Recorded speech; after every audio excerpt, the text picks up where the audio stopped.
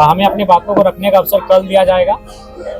और जहां तक बजट का प्रश्न है, निसंदेह विगत वर्ष की तुलना में इस बार का बजट में बढ़ोतरी हुआ है, लेकिन प्रश्न यही है कि बजट तो पारित हो जाते हैं, बजट सुनने में, पढ़ने में, लोगों को बताने में भी बहुत अच्छा लगता है, लेकिन धरातल और सच्चाई में विगत 25 वर्षों के बजट का अध्ययन करके आया हूँ। इस बार का व्यय चूंकि अभी तक प्राप्त नहीं हुआ है, 2023-24 में कुल योग था 1,41,498 करोड़। इसमें खर्च किया गया था 1,07,920 करोड़। उससे पूर्व प्रत्येक वर्ष का जो बजट है उसमें कुल योग, मूल बजट, प्रथम अनुपूरक बजट, द्वितीय अनुपूरक बजट, तृतीय अनुपूरक बजट, जिसका कुल योग बजट का होता है, उस राशि और खर्च की गई जो राशि का अगर आप अध्ययन करते हैं तो हमें लगता है बहुत सारी राशियां छूट जाती हैं। तो सवाल ये होता है कि विधायिका यानी माननीय वित्त मंत्री महोदय, सरकार का बजट विधायिका के माध्यम से पारित तो हो जाता है, लेकिन कार्यपालिका अपनी शक्तियों का वास्तविक रूप से निर्वहन ठीक से नहीं कर पाने के कारण इस बार भी जो विगत वर्ष है वित्तीय, उसमें मात्र 65% हम लोग खर्च कर पाए हैं, जो कि काफी चिंताजनक विषय है। और महत्वपूर्ण विषय, चूंकि हम लोगों ने मैया सम्मान योजना पर काफी फोकस किया, चलिए अगर उसके नाते नारियों का उत्थान होता है तो स्वागत है, लेकिन कहीं ना कहीं युवाओं के रोजगार की बात कही जाए तो इसमें भी सरकार का स्टैंड साफ नहीं है। उसके लिए आप देखेंगे हमारा जो स्थापना व्यय होता है, जिसमें पिछले वित्तीय बजट और इस वित्तीय बजट में विशेष कोई अंतर नहीं है। इसका मतलब सरकार रोजगार को लेकर, युवाओं के भविष्य को लेकर विशेष चिंतित नहीं है। दूसरी बात, आज अगर राज्य में सबसे ज्यादा चर्चा सदन में किसी विषय पर हुआ तो स्वास्थ्य को लेकर हुआ।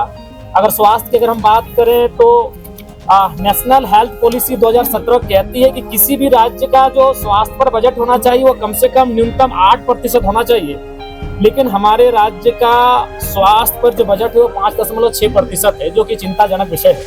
मैं आपके माध्यम से, लोकतंत्र के चौथे स्तंभ के माध्यम से सर्वप्रथम माननीय स्वास्थ्य मंत्री को ये संदेश दूंगा कि वो सबसे पहले प्रयास ये करे कि रिम्स के तर्ज पर, क्योंकि आज के दौर में रिम्स का वजन काफी ज्यादा हो चुका है, रिम्स के तर्ज पर कम से कम प्रत्येक प्रमंडल में एक अस्पताल का निर्माण हो। ये मैं स्वास्थ्य मंत्री आपके माध्यम से संदेश देना चाहूंगा।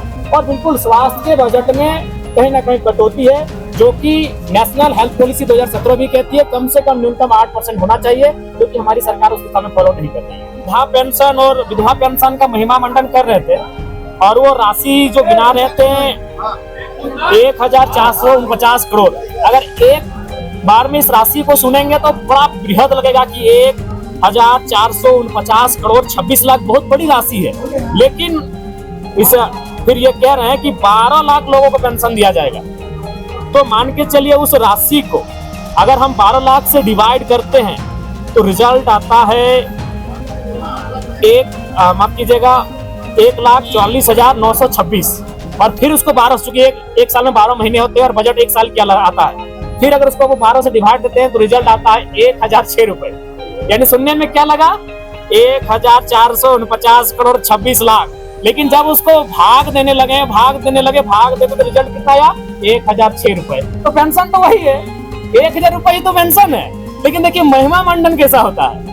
क्या बजट में दर्शाया गया, 1,449 करोड़ 26 लाख दिव्यांग खुश, वृद्धा खुश, विधवा खुश, लेकिन जब उसको अध्ययन करते हैं, उसको भाग देते हैं, रिजल्ट आता है 1,006 रुपए मासिक। वही तो है। तो इसलिए बजट में मैया सम्मान योजना पर विशेष फोकस रहा है, उसके अलावा कृषि पर फोकस रहा है।